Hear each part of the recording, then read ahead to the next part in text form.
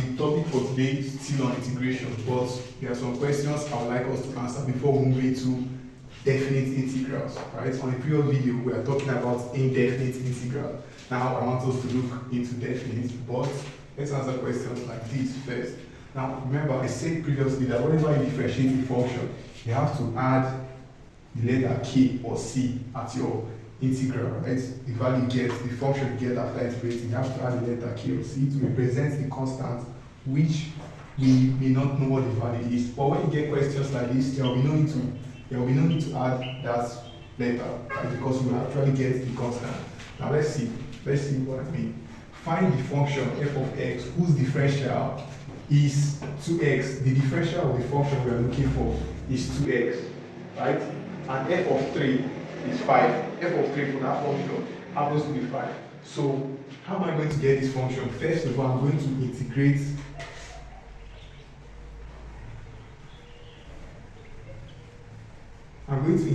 the differential as 2x, right? I'm going to integrate the differential with respect to x. So if I integrate the value x, I'm going to get y, right? If I integrate 2x, what am I going to get? Remember, the power of x is currently 1. You add 1 to the power, it becomes 2. Then you divide with that 2 you've got, right? So 2 is going to cancel 2. Y is going to be equal to x squared over, because x squared is to cancel 2, right? So now I'm going to say plus k or c. But the reason why I say there is no need to add this, k or c, because we can actually solve for the value of k. Now what do I mean? You know this y here is the same thing as f of x, right? Is the function we are looking for. This is the function we are looking for, but it's not complete because the value of k is not there. So now I'm going to look for what f of 3 is. You see f of 3 is going to be 3 raised to the power 2. Wherever I have x, replace with 3, substitute the value of 3, right, plus k. Now this is what f of 3 actually looks like. And they say f of 3 is equal to 5, right? So I'm going to equate this to 5 and see what I'm going to get. So this will be 3 squared, 3 raised to the power 2, which happens to be 9, plus k equal to 5.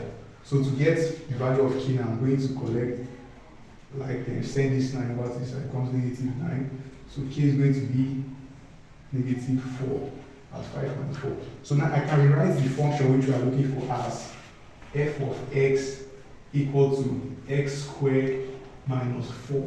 Since k now, or c, whatever letter I use it, since k is constant, it's negative 4, right? So this is the function we are finding. Find the function, this is the function, right? This is f of 3. F of 3 is equal to 5, right? So we're going to take another question like this before we proceed into definite integrals. Alright, so this is going to be the second question. Find f of x if f prime of x is equal to negative 4x plus 1 and f of 0 is 1. You know this a way of representing differential. So this is like dy dx. You also change the y or change x. So this is the same thing as this. So we're going to integrate this to get this. Don't be confused. You can actually pause the video and test, see if you can solve this and play it back to get the answer. Alright, so find f of x if blah blah blah. This is what we're going to do. We're going to integrate negative 4x plus 1 with respect to x, right? Let's just go straight to integration. Now the power of x here happens to be 1, right? The power of x is currently 1, so I'm going to add 1 to that power, it becomes 2. Then I divide with, the power is now 2, we're integrating. Then I divide with 2. That's for this first term. Now for the second term, that's 1. And there's actually an x there, but the power of that x is 0, right? So if you add 1 to the power of x, which is currently 0, it's going to become 1, right? So this is going to be 1x with the power of 1 now. Normally it was 1x with the power of 0, that's why the x wasn't visible because it was actually 1, right? So I'm going to remove this one and remove this one. I don't know why we like removing ones, we don't like indicating their presence, but you know they're there, right? So I added 1 to the power of x, which is 0, it happens to be 1. Then I divided with 1. Well, of course, I'm going to remove this one. So it's just x right here. Plus k or plus c, right? So this is going to be y. This is, or let me use f of x. This is going to be f of x, the function we're looking for. Okay, so this is 4 and this is 2, so you can cancel out. F of x is going to be equal to negative 2x squared plus x plus c. That's what f of x is equal to, right? But now I'm going to find the value of c from this f of 0. You know, they say the function of 0 is going to be 1. But let's see what f of 0 is. This will be negative 2 in bracket 0 squared plus 0 plus c. This is f of 0, right? You can see the zeros, and this is equal to 1, right? So 0 squared, that's 0, 0 times 0, right? So this is gone, 0 is gone as well. So c is going to be equal to 1, right? C is equal to 1. C is equal to 1. So I'm going to rewrite this f of x. I'm going to rewrite f of x as negative 2x squared plus x plus 1, right? So this will solve for c and dot 1. So this is going to be 1. This is the answer. This is the function we're looking for. Alright, so definite integral. Now, in short, this is just integration with limits, right? Integration with limits. Now we're going to be seeing things like upper limits, lower limits, while integrating a function f of x. Of course, with respect to x, right? This is just integration with limits. You're going to be integrating a function, but this time you'll be considering limits, which are upper and lower limits. Yes, I'll show you how this is applied, but let's take an example. We're going to be integrating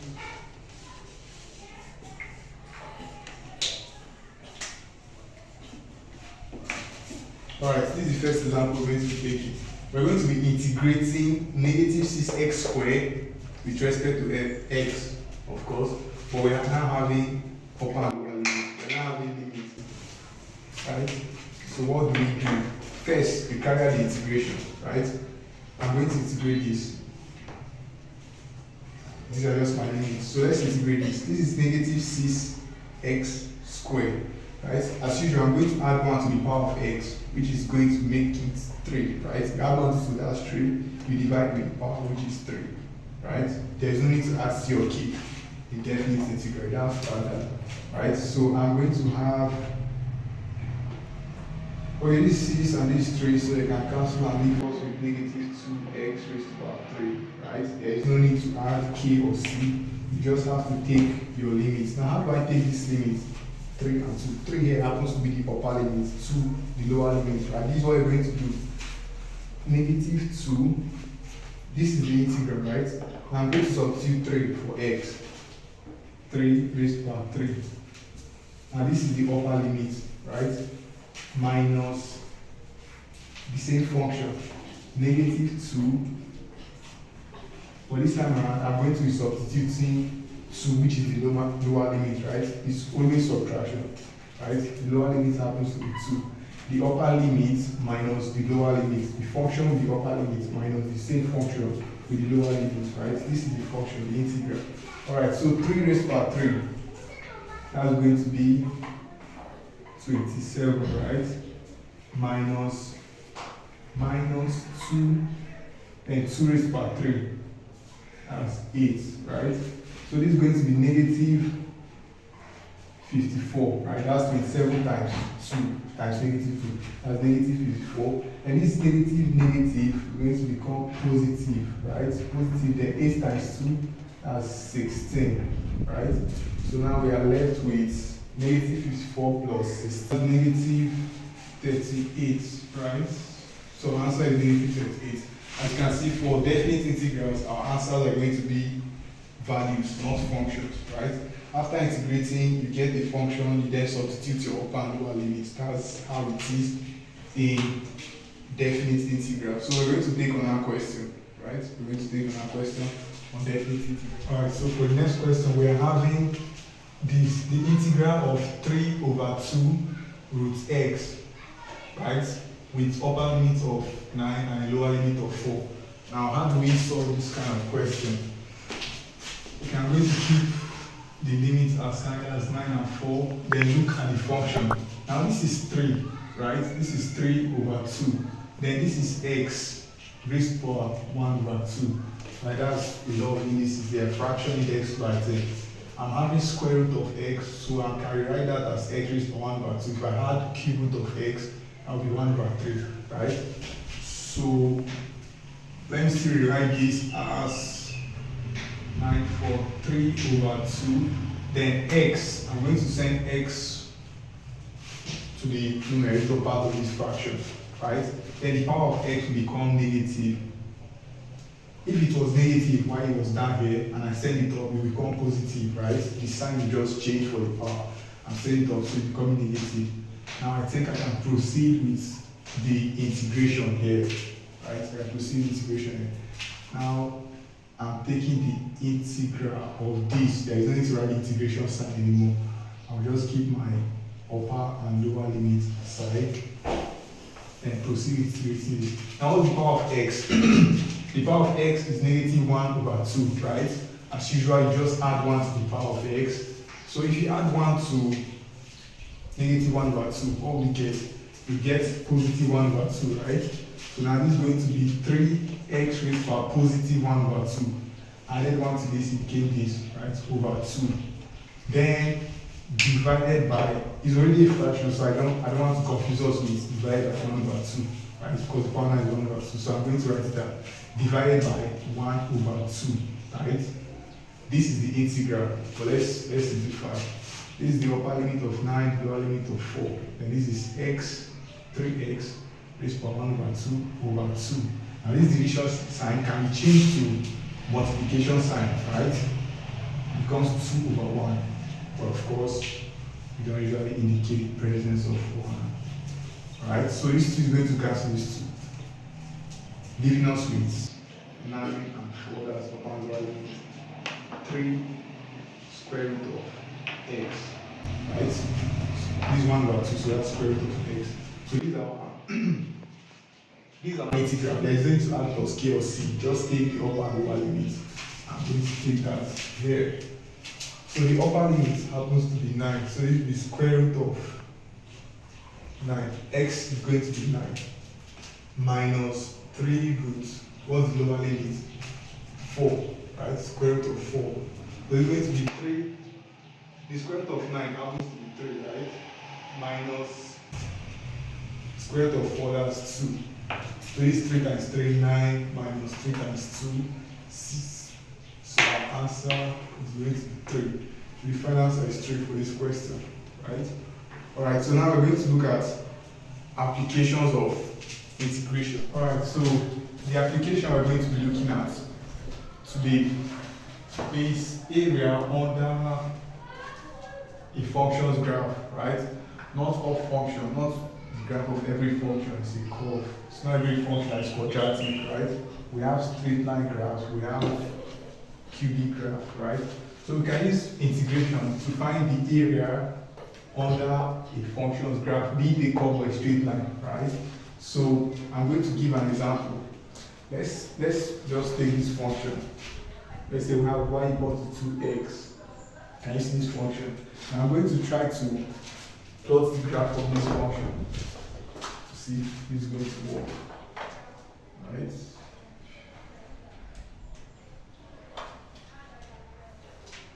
Okay. Let's say this is 0, this is 1, this is 2, this is 3, and that's 4 on the x-axis, right? Now, when x, this is the x-axis, this is going to be the y-axis, right? I want to plot the graph, sketch the graph of this function, y equals to 2x. Now, when x is 0, y is going to be what? Y is going to be 2 zeros, that's 2 times 0, right? Which is still 0. So the point of intersection is going to be this place. Because when x is 0, y is also 0, right? Let's try another value. Alright, so trying another value, that's 1, right? We're going to try 1. Now when x is 1, what would y be when x is 1? That's 2 times 1, that's 2, right? So when x is 1, y is going to be 2. Okay, let me grade my y-axis. This is going to be 2. Let me use a scale of 2, 2. So this is going to be 4. This is going to be 6. This is going to be 8, right? Alright, so when y is 1, y is going to be 2, right? So this is going to be the point of intersection, this point, right? Now triangular value, that's 2, is going to be 4. This is the point of intersection, right? Triangular value 3 is going to be 6. Right? Finally, 4, okay, is going to be 8, right? So we're going to connect this point with a straight line. Connect this point towards this angular short.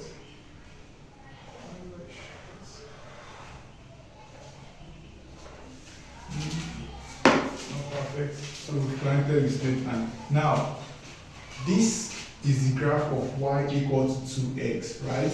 If you are asked, or if I'm asked to, this just proves that this is going to work. If I'm asked to calculate the area under this curve, okay, under this graph, it's not a curve, it's just a straight line. Calculate the area under this function's graph, that's this area. Now I'm going to, before I use integration, I'm going to use the normal method. This is a triangle, right? This is a triangle, so I'm going to use the normal method to find the area of a triangle. Right? Let's say this is the length and this is the height. This is the length and this is the height. What's the length of our triangle? 1, 2, 3, 4. It's 4, right? 4 units. From here to here is 4 units, right? What's the height of the triangle? From here to here is 8 units, right? So the formula for finding the area of this is half length and breadth. Half 4 times 8, right? That's going to be 16 square units. Right? It's very simple. That's very simple. That's why I use this shape. 16 square units. Now let's use integration to see if we're going to get the same 16. Alright? So now I'm making use of integration now. So I'm going to have the integral of this function. What's the function? 2x. I'm going to be integrating 2x with respect to x. What's going to be my upper and lower limits? Now, the upper limit is going to be 4, right? It's going to be 4. And the lower limit that where the graph started from is going to be 0. Get the point? Upper limit 4, lower limit 0. So let's integrate this function now. X, the power of x happens to be 1, right? So if you add 1 to that one, it becomes 2. Then you divide with 2, right? So 2 cancels 2. I still have my upper limit of 4 and my lower limit of 0, right?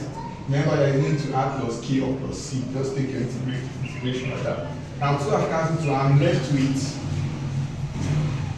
what? X squared, right? I'm left with x squared. And I have upper limit of 4 and lower limit of 0, right? So let's take the upper limit as 4.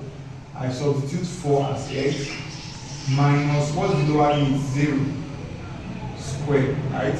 The upper limit minus lower limit. Now what's 4 squared? 16, right? 4 times 4, 16 minus 0. So our final answer is going to be 16 units square units.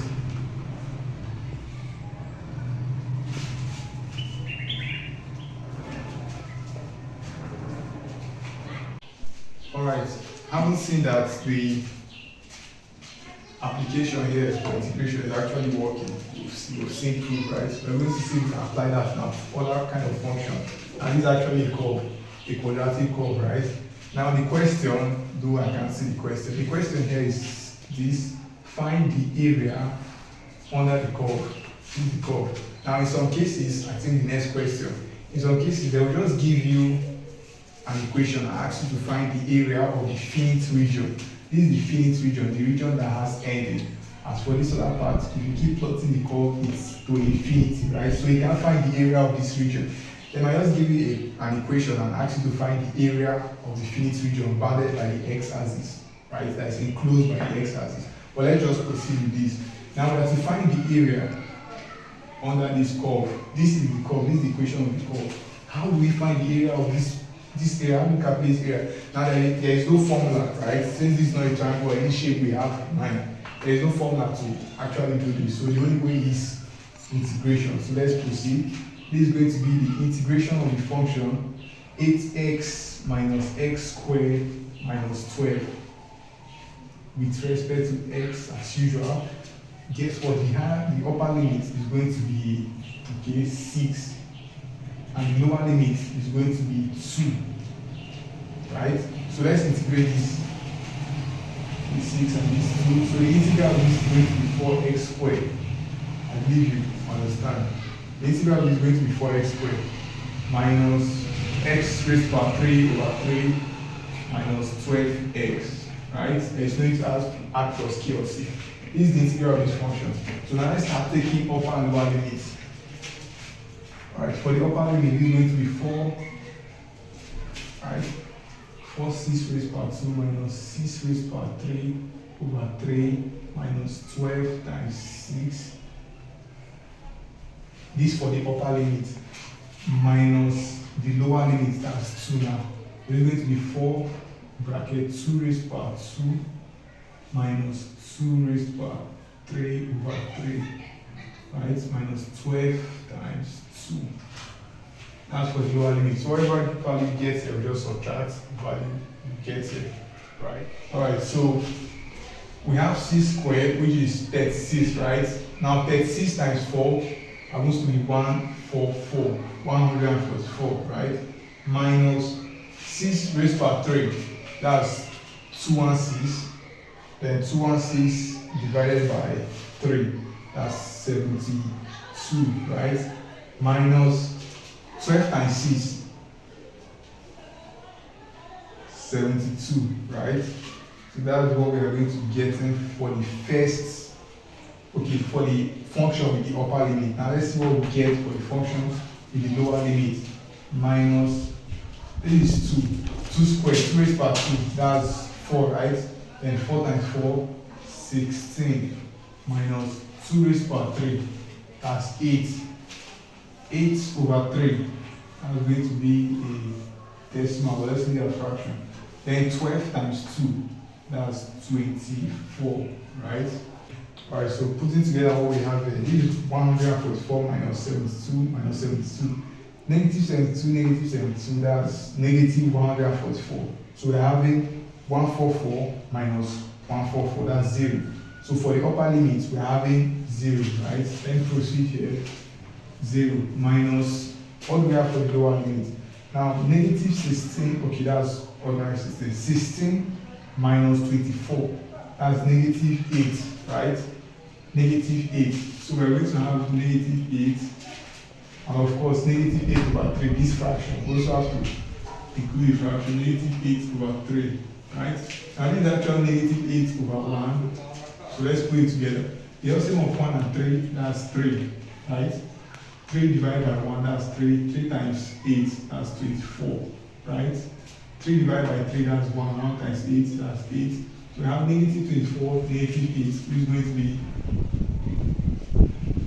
negative 32 over 3, right? So our answer is going to be negative 32 over 3 square units. So that's the area for this, which you can express as decimal. Wait, something's wrong. Okay, so actually area cannot be negative, right? Area is a physical quantity, it can just not be negative. So I forgot this negative sign outside here. This negative sign, right? Negative sign can be there, okay? So this negative becomes positive, right? And 32 divided by 2, that's going to be 16, right? So our final answer is going to be positive 16 square units, right? Positive 16 square units. Area cannot be negative, with our answer. 16 square units. So the area under this curve is 16 square units. Alright, so the final question, which is actually how the question normally appears, right? Find the finite finite area bounded by the curve y equals x squared minus 4 and the x-axis, right? Now the question is looking very short, like just a few lines, but we actually have work to do. Now we are going to be the ones sketching the curve, right? Which is an application of differentiation. We're going to sketch the curve, see what it looks like, and then see where we're actually calculating the area for, right? So now, Let's get the curve. Y equals to x squared minus 4, right? I'm going to solve for when y is 0 because we have the y-axis and the x-axis. I want to know the values for x when y is 0, right? I want to know the two values for x because this quadratic, when y is 0, I need to get two values for x. It's a quadratic graph to cut, so it should cut at 2 points, right? How do I get those 2 points? By solving this quadratic equation when y is 0. So now this is going to be x squared equal to 4, right? I'm sending 4 over. Then x is going to be equal to the square root of 4, right? X is then going to be positive 2 or negative 2. Now I've gotten two values for x, right? Positive 2 and negative 2, right? Right, so x is equal to 2, x is equal to negative 2. Now we have gotten the 2, okay, let's plot it on the graph. This will be 1, 2, okay. 1, 2. This will be negative 1 and negative 2, right? So we have positive 2 and we have negative 2. Now let's see where the maximum point will be. It could be a maximum turning point or a minimum turning point. How do I get that maximum point? At that point, dy dx is going to be 0. So if I differentiate this function, I'm going to equate it to 0 because at that maximum turning point, be it this or this, dy dx is going to be 0. So let's see what dy dx is. I'm differentiating the function, the curve. Dy dx is going to be 2x, right? 2 reduced by 1, that's 2x. Now at this point, dy dx should be equal to 0. So x is going to be equal to 0, right? Then what will y be when x is 0? What will be the value for y when x is 0? Y is going to be 0 squared minus 4, right? Y is going to be 0 squared minus 4. So y is going to be minus 4. This is the maximum point. It could be turning on. Okay? So when x is 0, y is minus 4. This is where x is 0, right? Let me create my y-axis. Now this will be 1, 2, 3, 4. And this will be minus 1, minus 2, minus 3, minus 4. Right? Alright. So where x is 0, y is going to be minus 4. So this is the point. I've gotten 3 points now on the graph. This first 2 points has the two values for x, and this other point, the turning point. So my curve is going to be something like this.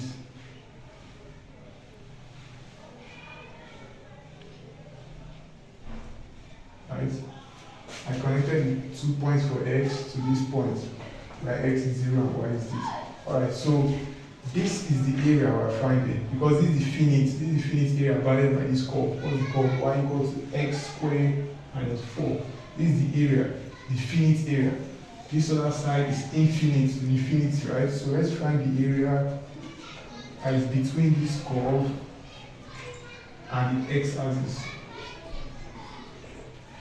Right, so how do we find this area?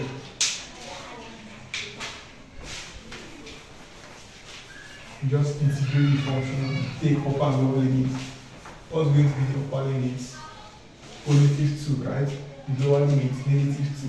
Alright, so we are integrating the function, okay, x squared minus 4. We are integrating the function x squared minus 4. Now, upper limit is going to be 2. Our lower limit is going to be negative 2. Right? So let's integrate this with respect to x. The integral is going to be x raised by 3 over 3 minus 4x. Right? The power for x is 0, so you just add 1, it becomes 1. You divide with 1, it's the same thing. Right? So the integral is going to be x raised by 3 over 3 minus 4x. Then we take our upper limit, which is 2, and our lower limit, which is minus 2, right? So let's take the upper limit. This is going to be 2 raised by 3 over 3 minus 4 times 2, right? That's for the upper limit. Minus, let's take the lower limit, negative 2. Alright, negative 2 raised to power 3 over 3 minus 4 times negative 2, right? So let's look at this. 2 raised to power 3, that's 8, right? So we have 8 over 3 minus 8 over 1. This 4 times 2 8, right? Minus this negative 2 raised to power 3. That's going to be negative 8 over 3, right? Minus, okay, this is negative 4 times negative 2. That's positive 8, right? Over 1. Alright, so this is going to be, let's put this together. The LCM of 3 and 1, that's 3, right? The LCM of 3 and 1, that's 3. 3 divided by 3, that's 1 times 8. Minus this, okay, 3 divided by 1, that's 3. 3 times 8, that's 24. Right? Minus, what's this? LCM 3. Right? Negative 8 plus 24. Right? So we're going to have 8 minus 24 as negative 16 over 3. Right? Minus, what's it? This is now negative 8 plus 24. That's like saying 24 minus 8. That's positive 16 over 3, right? Alright, so putting this together, we're going to have 3, right? There's so much of 3 is 3, right? 3 divided by 3, that's 1. And 1 times negative 16, that's negative 16. 3 divided by 3, that's 2. 1 times negative 16, that's still negative 16. So at the end of the day, we are going to have negative, this is negative 16, negative 16, that's the total of negative 32, right? Over 3. 32 over 3 square units. Now, in my model, what is the area? Now, negative. No, it's not negative, just that. This curve now happens to fall under negative y-axis. This is positive y-axis, this is negative y-axis. So I'm going to include that negative there. This is negative y-axis and it becomes positive. Right? So the area is going to be 32 over 3 square units, right? You can express yours in decimal if you want, or that's the which is 10 points. Alright, so that will be the end of the video. Please do well to subscribe to this channel again, as comment in the comment section. If you have any questions, you can make it on the comment section. Share the video to someone out there who will need it. Right? Bye.